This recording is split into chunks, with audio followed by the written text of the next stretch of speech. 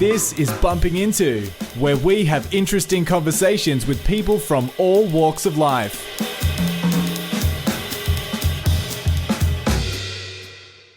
Hi everybody, welcome back to Bumping Into, a very special podcast. This is one of the interviews, or I guess conversations, that I had on my wish list, and I was very, very honoured to be able to speak with this particular guest. My guest today is Dick Smith, Australian businessman, entrepreneur, philanthropist, political activist, aviator, which holds several world records. But he is also widely regarded and loved as one of the genuine nice guys of Australian business. I was lucky enough to bump into Dick Smith on the eve of his new book, which is called My Adventurous Life. It's available now for anyone that's interested. I got to ask some of the questions that I've always wanted to ask Dick Smith, and he offers his very open and honest thoughts about his story so far. I am sure you are going to enjoy this conversation very much. This is virtually unedited as it happened, conversation with myself and Dick Smith. Thank you very much, Dick, for the call. I really appreciate your time. It's a pleasure, absolute pleasure. You're a very busy man. Yep, very busy, lots on, that's good. Well, look, Dick, I know you're flat out, and I'm super thankful for your time. I wanted to, first of all, congratulations on the new book that you've got coming out. Thank you. I saw that the cover page there, and that it looks like it's going to be a really well-produced, nicely finished book. The first thing I wanted to ask you is, so if I look at my list of all the things that you are and the things you have done, you've got entrepreneur, you're an aviator, a philanthropist, a political activist, you hold aviation world records. When you have to fill out a form, what do you put down as your occupation? I put down pretty boring, either adventurer or more often company director. Oh, right. Okay. I've always wondered about someone like yourself that's got such a broad spectrum of things under their belt and so many things happening. But, yeah, okay. Can I take you back? Obviously born in the 1940s in Sydney, I'm assuming? Yes, that's right. I'm 77 years of age. Well, you're a young 77. You definitely don't show 77. Now, I was doing a little bit of research, and I saw here, allegedly, it's that you weren't that great at school. Academically, you weren't known as being that great, which is... No, really... I was completely hopeless at school until about the age of 16. For example, when I was in fifth class, I've got my school report, where I came 45th out of 47th in the school class at the time, and so I really battled as a school child. Fortunately, when I finally got to my leaving certificate, I managed to do okay. Wow, that is interesting, because even a lot of other people that I would class, yourself as being very smart and very savvy, common sense rich and all the rest of it, even like Kerry Stokes, he struggled a lot at school as well. So it's an interesting thing that textbook smart doesn't always equate to future success and world smart. Yes, I think you're right. I don't know just what the story was with me when I was younger, but as my book covers, I was completely hopeless. And I put this in the book hoping that there are probably parents and grandparents around who are worried about their children or grandchildren are being pretty dumb at school and not performing well. One of my chapters it's called Whatever Will Happen to Dick, because it appears my parents used to say to each other, whatever will happen to Dick. They were so worried about me, and they thought there was something sort of mentally wrong with me. And that's obviously very important that you do put that out, because I'm sure that there are people that do, obviously are quite self-critical and all the rest of it. And when they hear something like that come from someone like yourself, I think that would lift a lot of weight off the shoulders, and believe that it is okay to not be a textbook A-grade student, that there are paths and opportunities. Yes, I definitely agree with you. Yeah. Now, obviously, you got started with Dick Smith Electronics. That when you started, tell me if I'm wrong, you were a repairman? Were you repairing, was it taxi radios or something like that? Absolutely right, yes. I started my business, Dick Smith Electronics. I started it with $610, and it was called Dick Smith Car Radio, and I repaired taxi cab two-way radios, and also sold car radios to people. In those days, in 1968, most cars came without a car radio, and stereo hadn't been invented.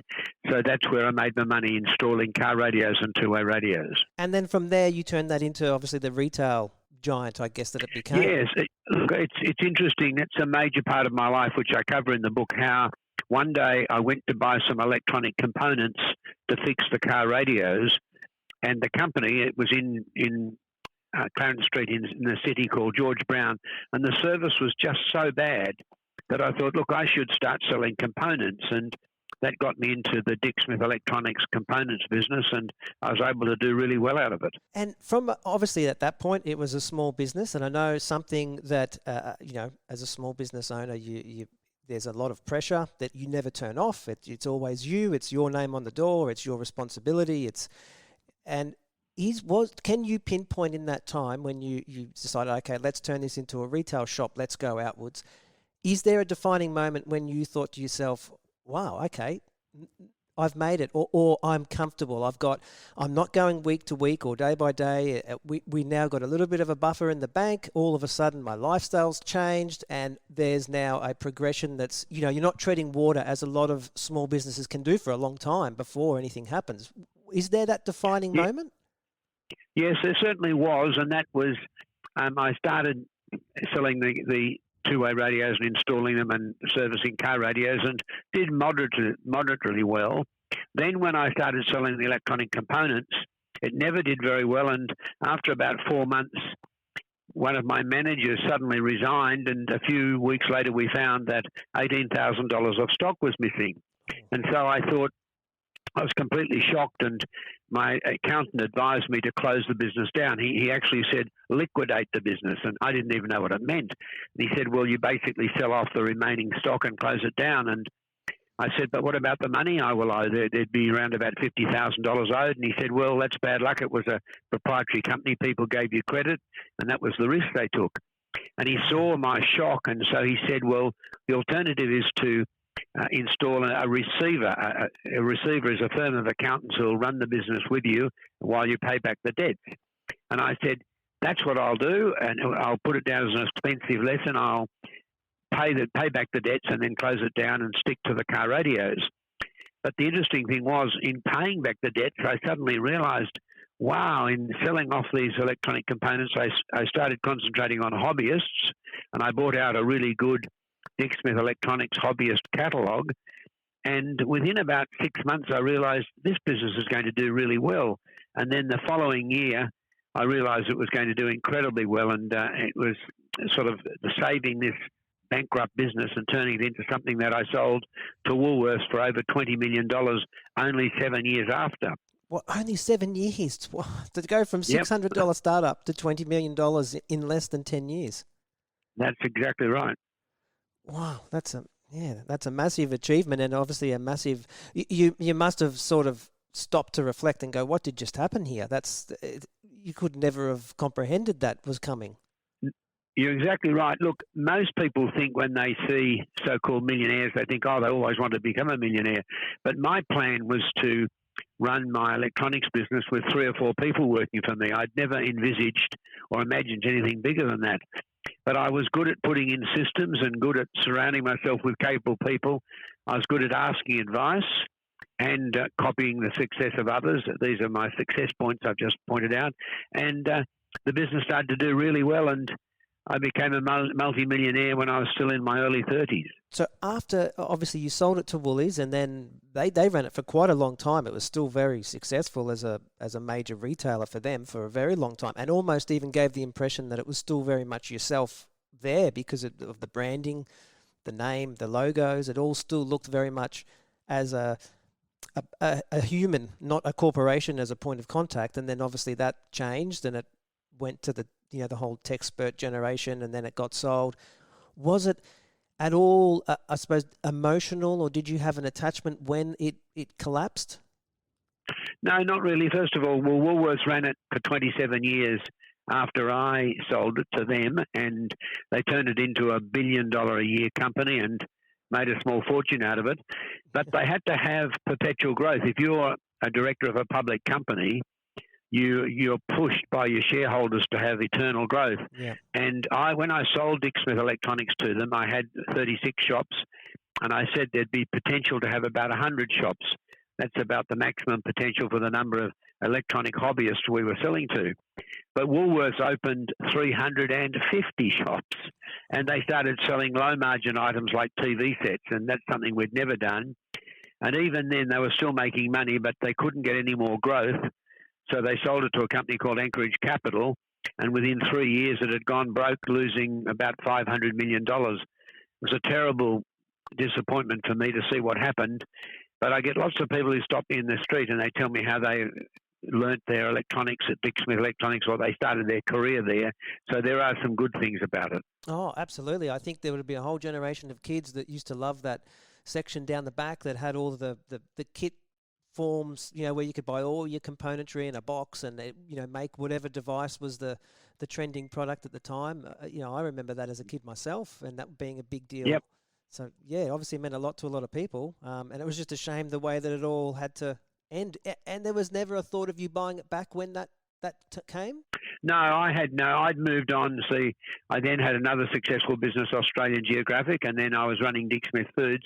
So I watched with interest, and yeah, some people thought I was still involved, but anyone who did any homework realised that I'd sold it years before. And I was disappointed to see it close down, and it was all so unnecessary. It's what I call the sheer greed that's going around in what I call extreme capitalism now, where you have to have perpetual growth, which is impossible. It's a finite world, and people have got to get used to companies getting their growth from efficiencies and removing waste, not from just having more and more population and more consumer growth. Yeah, absolutely. And I've got some notes I wanted to quiz you on that, because I agree 100% with that. It's a dangerous mindset. So then obviously the next big thing that, that really, I suppose, away from National Geographic even, is your Dick Smith Foods. And obviously 2004, that became a commercial operation and it kicked off. And then I read in 2011, you announced that you were going to take back control of the management because turnover had gone from 80 million down to 8 million. Could you pinpoint what happened to make that, that massive decline? Was it bad management, poor marketing, the wrong people? Was there any one or two factors that you could identify clearly that were responsible? Yes, that's interesting. I'd almost forgotten about that, but I started Dick Smith Foods purely because I had found that Vegemite was owned by Kraft. They were owned by Philip Morris, the cigarette company, and I thought, this is ridiculous. Yeah. This cigarette company that's misleading our young children into buying cigarettes because they were running advertisements directed at young people. It now owns Vegemite, our famous brand. And then I found lots of other of our famous brands, Redhead Matches, Aeroplane Jelly. They were all now foreign owned, and that meant all the wealth went overseas. So I started Dick Smith Foods, and I ran it for 3 or 4 years, more or less part-time, and then I let the Sanitarium Health Food Company take it over, but they weren't that successful at it, and that's why I took it back and brought it up to, in the end, I think we did over $400 million worth of business. We made $11 million to give to charity, so it was worthwhile. But in the end, I just couldn't compete with Costco and Aldi. They're just so cheap. They're so ruthless as probably the most astute retailers in the world. I was trying to support Australian farmers and Australian producers. Yep. And once Aldi started importing their peanut butter from South America, very low costs, there was no way we could compete. And the supermarket said, look, you have to have at least, I think it was about 4 or 5% of the market to stay on our shelves. And even though lots of people tried to support us, there's no way they're going to pay $1 more for peanut butter. It just wasn't going to happen. Which that I find incredible, that mindset, because, and that's one of the things I've got here in my notes is, a lot of people don't realise that not only you donated $11 million to charities, that's $11 million that those charities will never get anywhere else now. That's a loss, and that's massive. But the work that it did for the local farmers, the producers, a huge, massive backwards filtration of support just from having your face on these labels that maybe were 50 cents $1 more. It is mind-blowing that Joe Average could not connect the dots and say, well, we're talking 50 cents a dollar more, and look at the filtration, the impact that has, the sustainability, the future generations, the farms that have been in families for 100 years, all of this can keep running for a dollar more. And I just find that incredible that Joe Average, as a majority, didn't get behind further. I mean, obviously it was a successful business, but it just must be so frustrating that you've put your heart and soul into it for the benefit of others, not for your pocket, and then to see that message not get across. Yes, but I really expected that. Look, when people are in the supermarket, they're not feeling particularly patriotic. They just want to buy the food and get out of the place. I always predicted that Aldi will do incredibly well. You'll find that Aldi will end up taking over Coles or Woolworths, one or the other. Aldi are owned by two super secretive German billionaires. They are the greediest people I would know. They're not here for charity. They're probably the most brilliant business people on earth. They're brilliant retailers. Their formula is to have about half as many staff per dollar turnover.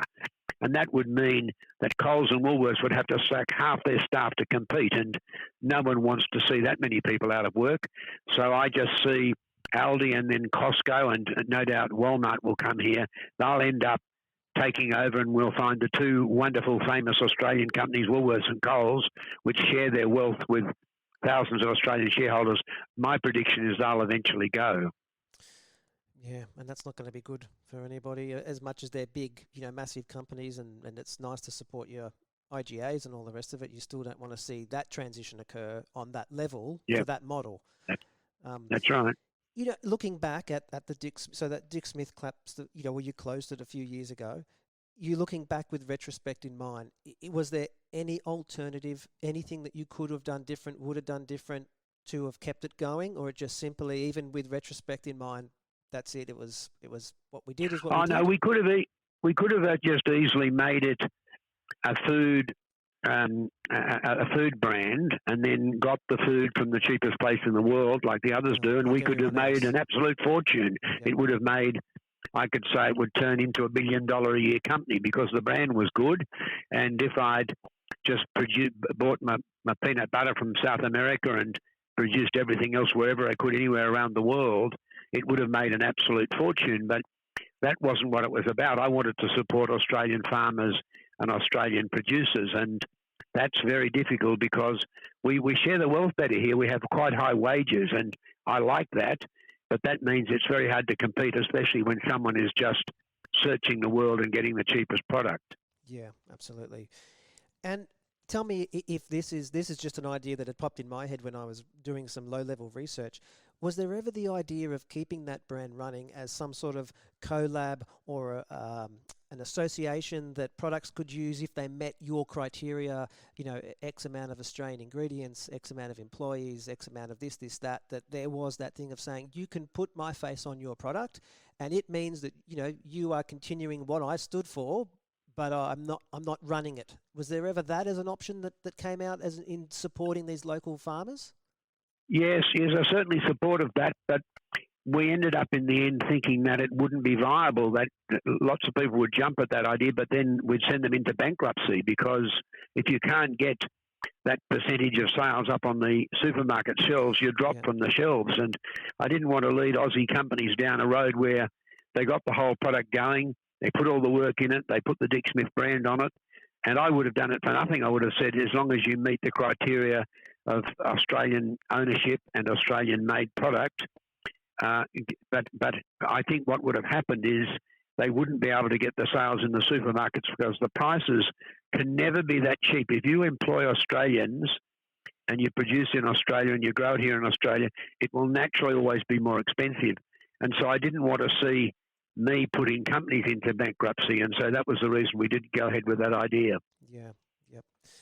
So the next, I suppose, key phase around that time is there was murmurs that came out that you were thinking about going into politics, which, I suppose, again, out of sheer frustration of the marketplace and the state that we're in, and then you sort of, you hinted at that, and that was, I thought, very much like throwing a dolphin into a cage full of sharks, and you can only slap them around so often before you ultimately are surrounded by a cage of sharks. But instead of doing that, you did form the Fair Go group. Yes, you're exactly right. Look, I never really. I will tell people lots of times I get stopped in the street and people want me to be Prime Minister, they say. And I said, look, when I can be dictator, I'll take that job on.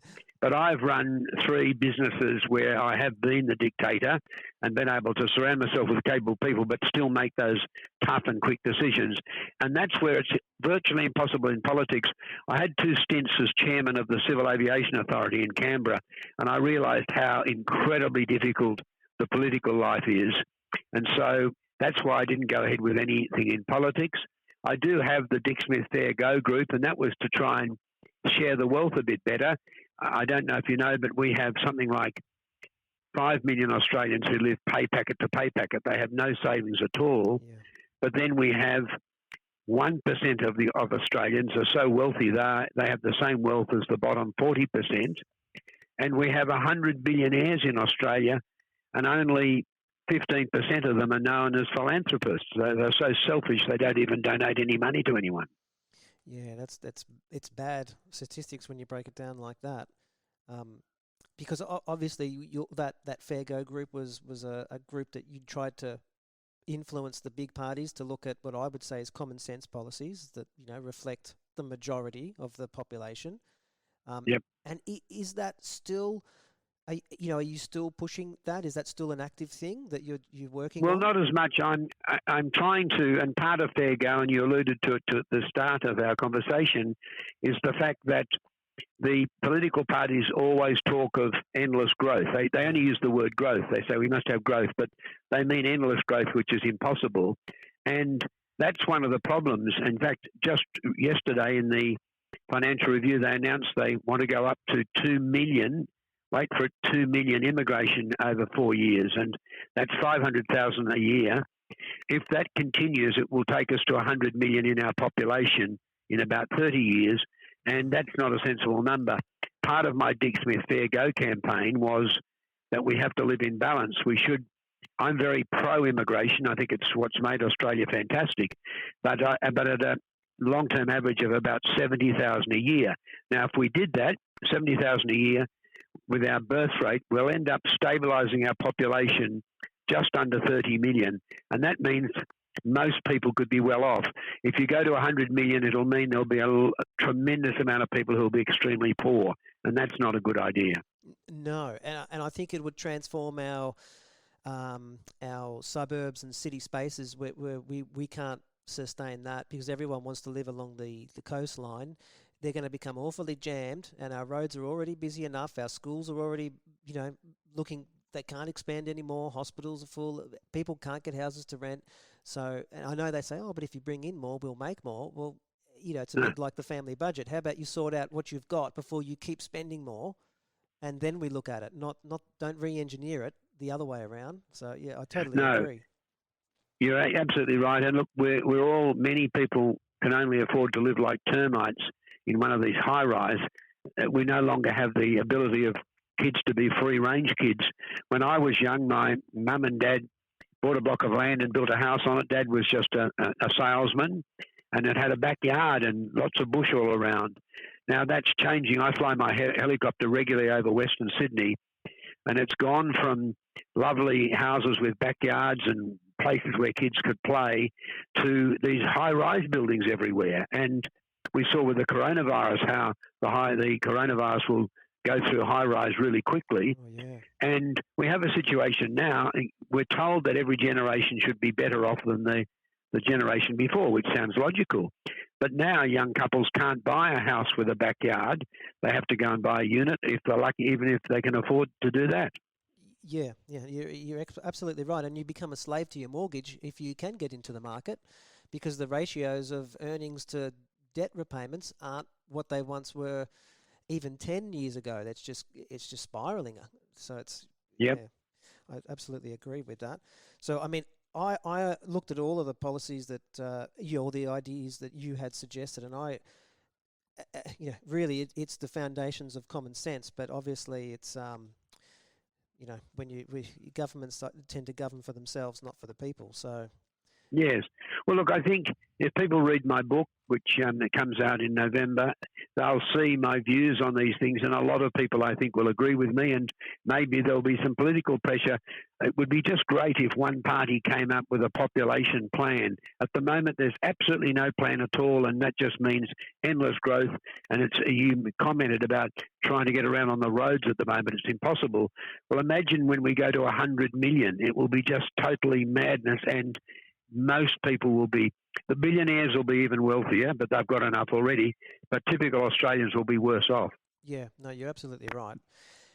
Do you think someone, if you look back at, obviously, you've got this book coming out now, and it's containing a lot of the things that you've done, and we've spoken about all your business interests and how vast you've crossed into various things. Do you think that someone could do what you've done today? Is there another person out there that could start that business with X amount of hundreds or a couple of $1,000s and end up, or have we passed that point where we're not going to see those type of people anymore? I think we're past that point. I was only looking recently at an Electronics Australia magazine from the 1970s when I got started, and in that magazine, ad after ad for small businesses, there would have been 30 different, maybe 50 small businesses, whereas that's so difficult to do today, especially with people like Amazon, where they sell just about everything, Amazon and eBay. So the day of someone starting up a small business and getting it going is going to be a lot more difficult. Yes, you can run a coffee shop or a retail business, that's no problem, but it's certainly changed completely from when I could build up an electronics business selling electronics components, because the big companies like Radio Shack and Lafayette hadn't come to Australia yet. So I got a bit of a lead on them. Yeah. And I often look at how well Aldi are doing. It's amazing to me that not one Australian in the 20 years before Aldi started here saw the Aldi formula from Europe and started off an Aldi type retailing business. They would have done really well and it would have been Australian owned, but that never happened. That's true. Yeah. And normally people are hunting America, Europe for the next ideas. So that's a very interesting observation. Well, you say normally people are doing that. I hope you're right. In my book, I mention how I got the cheapest air ticket around the world and went off to see how people were selling electronic components. And even today, I say to anyone who's listening, who's thinking of starting a business, get a cheap air ticket, go around the world, see what's happening along the retail strip, something that's a bit new, and then bring that to Australia. You'll probably do okay. Yeah. One thing I've wondered about people like yourself, is there an age where you felt you were confident enough to deal with any situation? Because obviously when you're young, people used to be quite reserved and shy. These days, people seem to be born with this abundant confidence that morphs into almost arrogance. But typically, when you're starting in business and you're sort of finding your feet and you will get pushed around and shoved around, was there an age where you were like, okay, I can walk into that room with these executives or these people and take them on at their level and not feel at all intimidated? Yeah, I think that was when I actually sold Dick Smith Electronics for over $20 million, and I'd sort of made it, and I was a bit of a hero in the business media, and that gave me an immense confidence. As I explained, I was absolutely hopeless at school, had a terrible inferiority complex, and it was only when I started doing really well in business that I suddenly thought, gee, I'm good at something. And so when I actually sold out to Woolworths, a lot of publicity at the time, and it gave me immense confidence. And that ended up, I had a job as the chairman of the Civil Aviation Authority. I was chairman of the Centenary of Federation Council, which celebrated Australia's 100th anniversary as a federation. So I got involved in Canberra. I was super confident and confident of my abilities, which I suppose I still am, but I'm very conservative. I don't get involved in things I'm not an expert on. Yeah, which is a smart way to be. Yeah, I remember Henry Ford made a comment once that he's something along the lines of, I'm not the smartest person in the room, I just make sure that I hire him. So, yeah, that approach is obviously how when you were building your business, you made sure you hired the right people to fill that gap. Absolutely. One of my success forces is surround yourself with capable people. And at the end of the book, I've thanked the people who worked for me at Dick Smith Electronics, Australian Geographic and Dick Smith Foods, and said, I've always surrounded myself with capable people, so thanks. And that's really where I've been able to do quite well. I can pick good people. Sometimes you have to be quite tough and fire people, say that it's not working. And normally I find in the first 6 months you can tell whether a person is going to be suited to that job or not. And I've had the toughness to be able to say, no, it's not working. And then the good people, I do everything I can to keep them on side and keep them around. And I tended to do that for year after year. And is there a succession plan? Have you got in the back of your mind something that, someone you're working with that you're like, well, they're going to carry on, be it if it was the Dick Smith Foods or if it's the Fair Go Group or any of these other projects, is there that... No. I have two daughters who have got their own businesses in completely different fields and doing very well. And we follow the Gates pledge. Pip and I are going to leave at least a half of our fortune to charity, and then the other half will go to our family, sort of thing. But so that means because I don't have an operating business, I mainly earn my money out of investments in commercial buildings, and that's a very important thing. Lots of people think I made my money out of electronics and out of Australian Geographic publishing, but in fact, I've made most of my money out of investment in commercial buildings. When I went to rent the building for Dick Smith Electronics at Gore Hill, an advisor said to me, "Oh, Dick, you should get an option to purchase the building."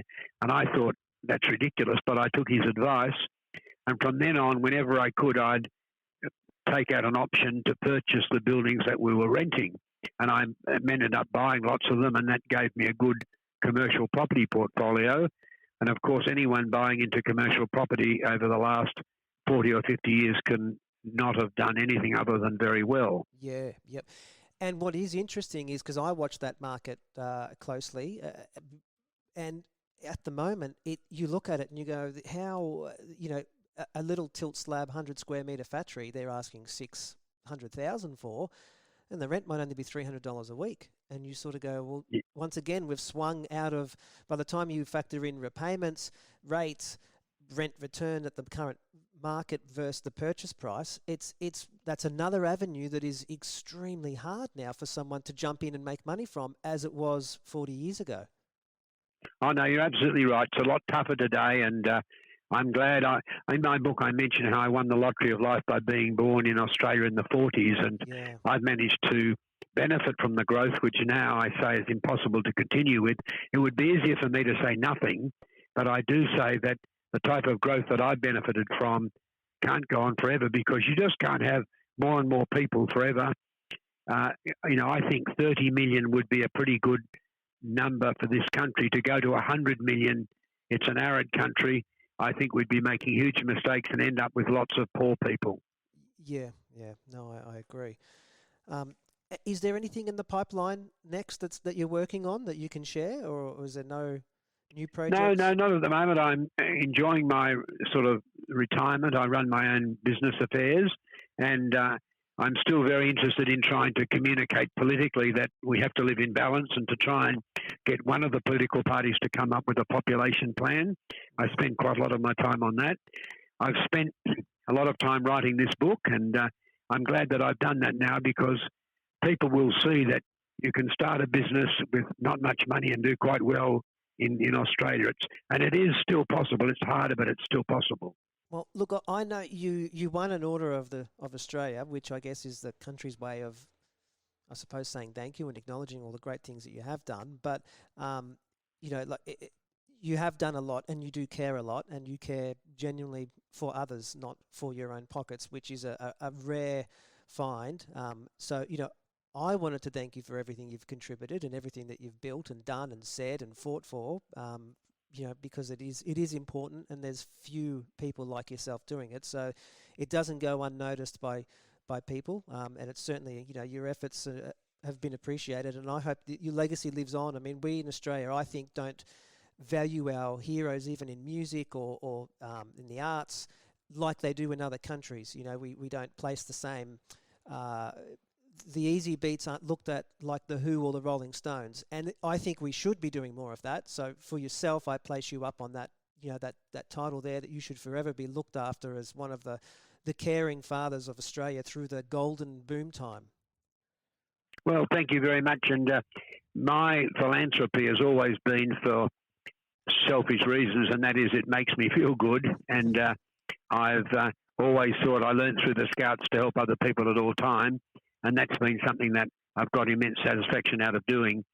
I'm just disappointed that so many of the wealthy billionaires don't have that understanding that there's a responsibility to openly give back to society that you've done well out of, and we just need a few more of the billionaires to realise that.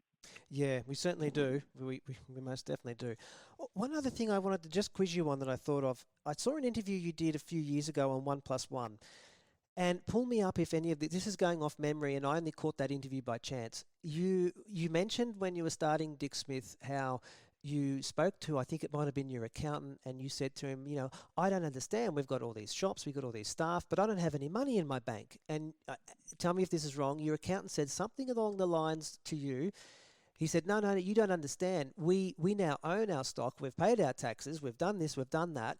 From now on, you're going to start making money because we've done it the hard way first. Is that roughly right? Yeah, that was pretty right. In the early days, my accountants would tell me I'm making good money, but I said I don't have any. And of course, you're paying your taxes, or your provisional tax in those days, and it took quite a while before I realised that I was doing very well, and I just worked 7 days a week and put everything into it.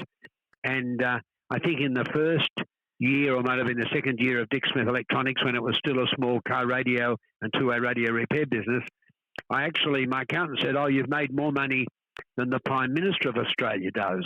And it was when he got about 30 grand a year. And that's when I said, well, where is it? I don't have any money. And he explained why. And because I was always increasing stock, and I always put the money back in the business. Yeah. And so instead of taking it out and spending it, I used it to expand the business, and that meant I did pretty well. That message to me is so important, because if you look at today's society, which has normalised high debt, and I think that model that you've just spoken about is, it's like the bird building the nest before it has the babies. So I think that's such a smart approach. And I think you're absolutely right. I started with that $600, but never really had any debt, never dealt with bank managers. Yes, I borrowed money to buy the buildings, but when it came to running the business, I never ran it basically in debt and just put every cent I could back in so you've got to pay, in those days it was 45 cents in the dollar tax. Wow. I still paid that and still managed to expand the business. So anyone who's listening, if you're starting a business, in the early days, put everything you can back into the business, and that means you have less borrowings and you've got a greater chance of doing okay. Yeah, no, you're absolutely right. And I can't thank you enough for your time. I know you're busy. I don't want to keep you too long. And I'm happy to end it on that note, because I think that's really important, and it symbolises what the whole foundations of things you stand for, which is common sense. Absolute pleasure to talk to you. And we are a fantastic nation here. Very lucky to be Australians, and keep up with what you're doing. I think it's really worthwhile. Thank you very much for staying to the end of the show. Thank you very much to Dick Smith for making the time to be on the show. It was an absolute pleasure to speak with him and spend an hour or so on the phone with Dick.